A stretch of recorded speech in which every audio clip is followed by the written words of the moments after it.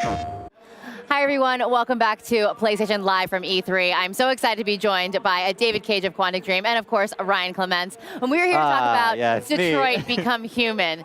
Now, I just played this demo last night at the Expo. I got to play the hostage demo, and it's a super intense demo.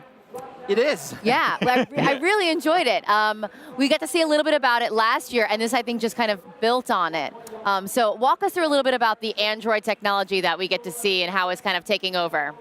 Well, the game takes place in the near future, about 20 years from now, and it's a world in which technology has made possible the creation of androids that move, speak, behave like human beings, but they are treated like objects. So in this game, we're going to control 3 characters. Kara was the woman we introduced a year ago, and at last E3 we introduced Connor, the Deviant Hunter. So last year it was just showing a video, but this year it's fully playable, as you can see, and people can play it on the show floor. And we introduced our 3rd character called Marcus, played by Jesse Williams at the last press conference yesterday. Oh, it was Jesse Williams. Malik called that out, and I was like, I don't know, don't ask me. All right, Malik, you were right, just for the reference. Anyway, all right, continue. I'm sorry, David.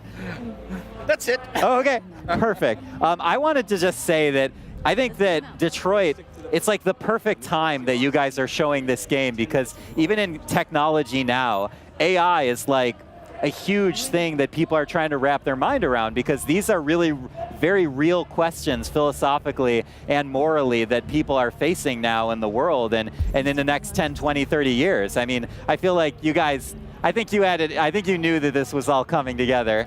You built it right into the story. Yeah, right. Well, I was not the first one to see it. I was really inspired by a book called Singularity is Near by Ray Kurzweil, where he described this future in which, human intelligence doesn't evolve much, but machines, they have an exponential curve in how they progress. So there will be a point in the near future where there are 2 curves we're going to cross, and they will become more intelligent than we are.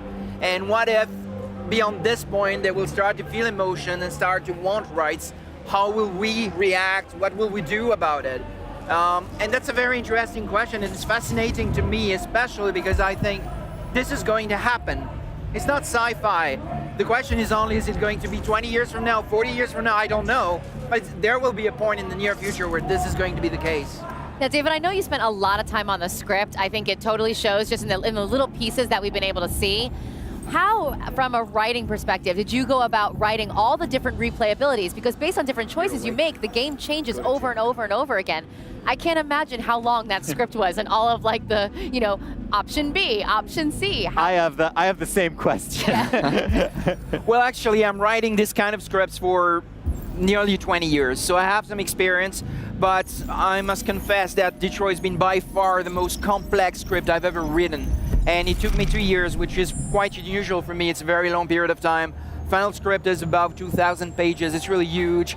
And yeah, I mean, in comparison, a film is about 100 pages.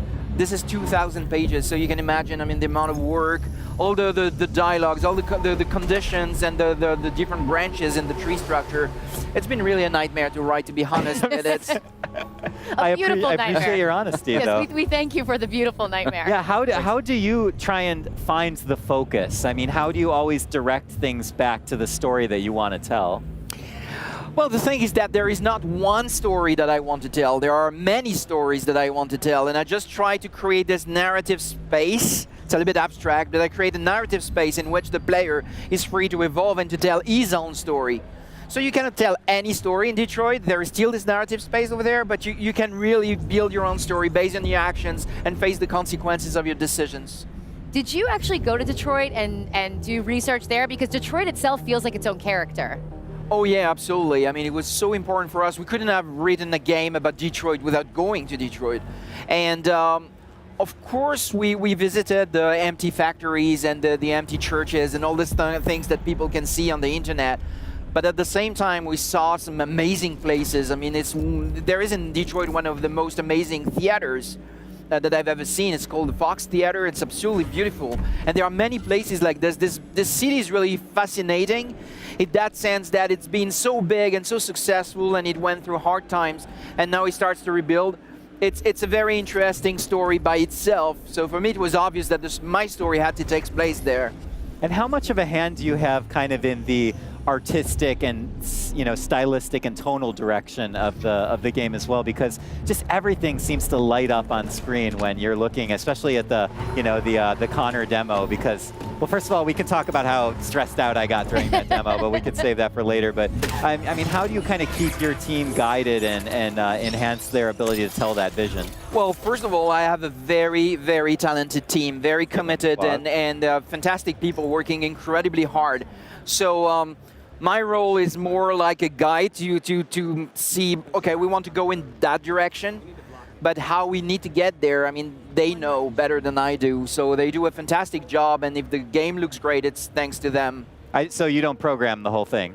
No, no, I don't do anything, actually. I mean, no, it's true. I write, and I direct actors, and I help everyone with the global direction, but I don't program. I'm not a graphic artist. I can't do much. I think we'll just do a pull quote. It's "I don't do anything" right, exactly. by David Kaye. I don't think that's fair to say of you. I do really love, one thing that stood out for me when we first saw it, because I come from a film background, something so cinematic is there's this one point where, especially when you're doing the hostage, interrogation, pushing the L1 button and you get to zoom in. It's almost like you're rack focusing on a camera and zooming in on that character. Where did that idea come from? Was that something you always planned on doing, or did that kind of happen organically as you're writing, where you're like, we need to see up close because the dial in his head changes and everything? So, well, we work on 3D cameras for almost 20 years, and we were one of the very first companies in the world to develop tools dedicated to cinematography in real-time 3D.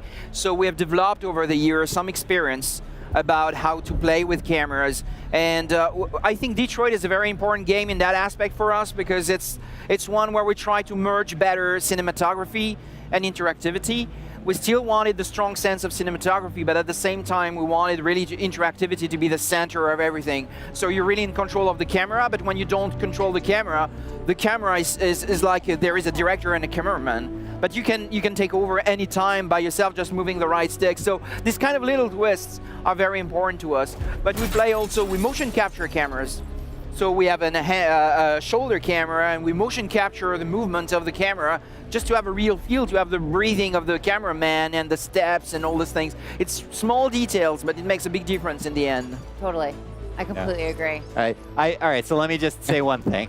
The hostage negotiation, it's just rife with tension all the way through. And I was actually telling Malik earlier in the day, one of our other hosts, when you become a parent, it changes the what's at stake in that scene. And I know that you are a parent as well, and writing that sort of scene where a child's life is at stake and the tension is just racked up really high. I mean, how do you kind of play with that emotion but still keep it kind of in line with the story that you're telling? Well, it's a lot of work, and to be totally honest with you, the very first version we had of this scene, the little girl was older. She was maybe 16 or 17. And we felt there was something wrong. I mean, we couldn't really connect, and we didn't have this sense of tension because she felt like she was an adult. And of course, her life is at stake, and it's important, but it was different. And there was something missing for me in the scene. And we just decided to do something simple, is to have a little girl, because suddenly it becomes very interesting. She becomes very vulnerable, and her feet don't touch the ground. He holds it her like this.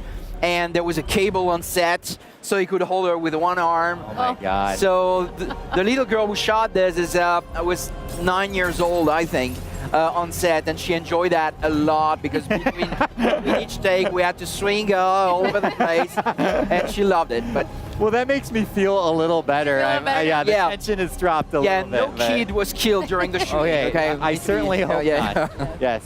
Yeah, that's all I had for you. David, I really appreciate you coming on. Thank you so much. It's always a pleasure to have you. Thank you, my pleasure. Thank you, and thank you for sharing this game with us. I cannot wait to see all the different ways I can replay it over and over and over again.